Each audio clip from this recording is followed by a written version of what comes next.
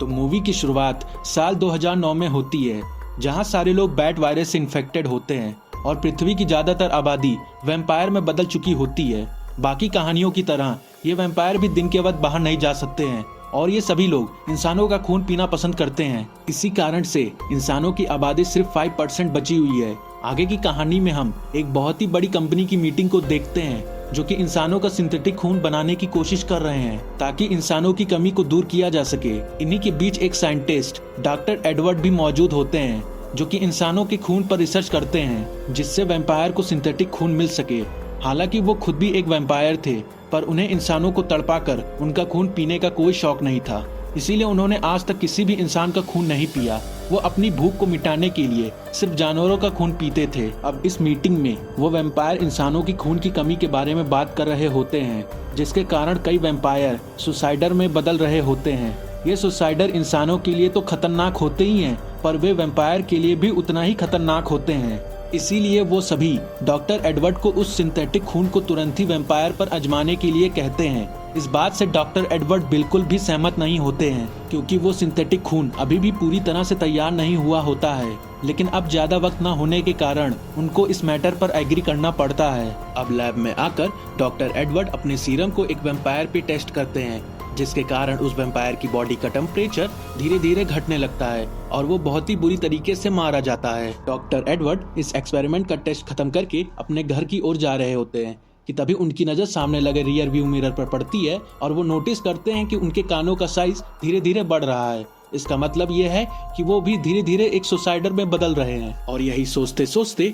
उनकी गाड़ी सामने वाली गाड़ी से आकर टकरा जाती है, लेकिन उस एक्सीडेंट से डॉक्टर एडवर्ड को कुछ नहीं होता है और वो अपनी गाड़ी से बाहर निकलकर सामने वाली गाड़ी की ओर बढ़ते हैं। पर तभी उन्हें पता चलता है कि उस गाड़ी में मौजूद सभी लोग इंसान हैं और वो इंसान डॉक्टर एडवर्ड को देखकर उन पर हमला करने लगते हैं। पर डॉक्टर एडवर्ड उन सभी को समझाने की कोशिश करते हैं कि वो उन्हें कुछ भी नहीं करेंगे। तभी उसी बीच में वहाँ वैम्पायर पुलिस पहुँच जाती है, जिसे देखकर डॉक्टर एडवर्ड उन सभी लोगों को अपनी गाड़ी में छुपने के लिए कहते हैं और डॉक्टर एडवर्ड उन पुलिस वालों को झूठ बोलकर उन्हें एक गलत रास्ता बता देते हैं। पुलिस के जाने के बाद एडवर्ड उन सभी लोगों को यहाँ से भागने के लिए कहता है और उन लोगों में ही उनकी लीडर, जिसका नाम ऑड्री होता है, वो एडवर्ड के आईडी से उसका नाम और ऑक्यूपेशन पढ़ लेती है और इतना देखकर वो सभी लोग वहाँ से भाग जाते हैं। और इसके बाद एडवर्ड अपने घर आ जाता है और वो देखता है कि उसका भाई वहाँ पहले से मौजूद है, क्योंकि आज एडवर्ड का बर्थडे है और उसका भाई एडवर्ड को सरप्राइज देने आया था।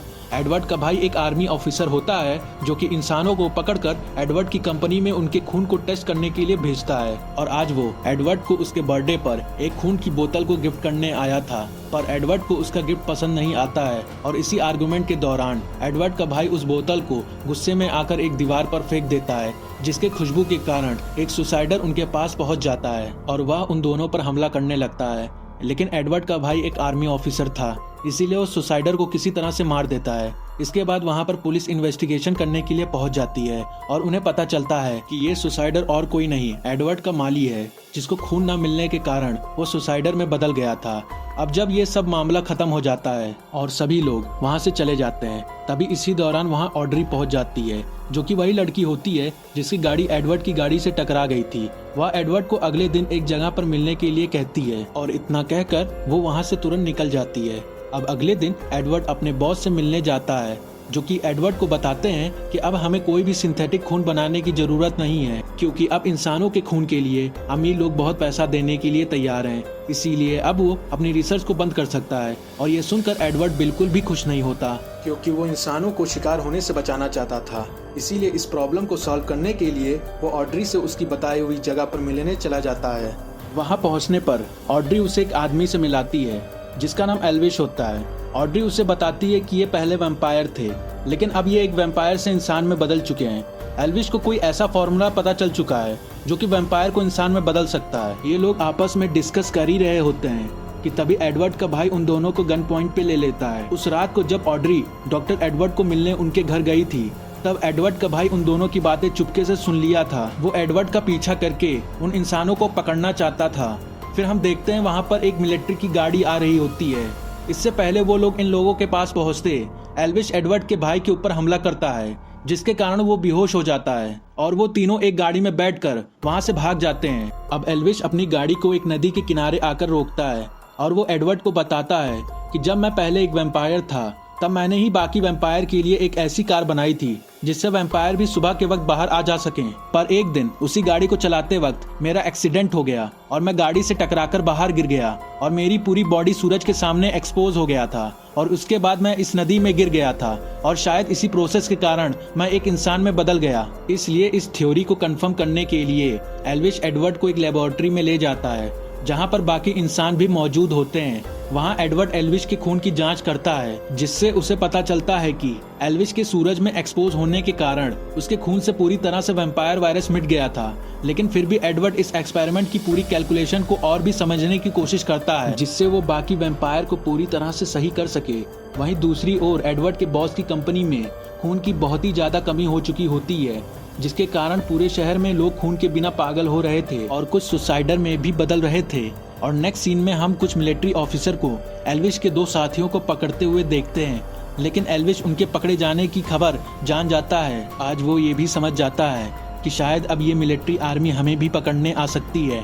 इसीलिए एल्विश अपने सभी साथियों को अलर्ट कर देता है और उन सभी को यहाँ से तुरंत भागने के लिए कहता है। लेकिन एल्विश और ऑड्री एडवर्ड के साथ वहीं रुक जाते हैं क्योंकि एडवर्ड अभी भी अपनी कैलकुलेशन को पूरी करने की कोशिश करता है। इसलिए वो तय करता है कि जो भी एल्विश के साथ उस दिन हुआ था वो सेम एक्सपेरिमेंट एडवर्ड खुद पर भी करेगा। एडवर्ड अपने आप को सूरज के सामने एक्सपोज कर देता है जिससे उसके पूरे शरीर पर आग लग जाती है और वो ऑड्री को कहकर अपने ऊपर पानी गिरवा देता है और इस प्रोसेस के कारण एडवर्ड भी एक इंसान में बदल जाता है। अब एडवर्ड को समझ में आ जाता है कि वो बाकी वैम्पायर को इंसान में कैसे बदले, लेकिन तभी वहां पर मिलिट्री की आर्मी पहुंच जाती है जिसे देखकर वो तीनों ही एक पानी के टैंक के अंदर जाकर छुप जाते हैं।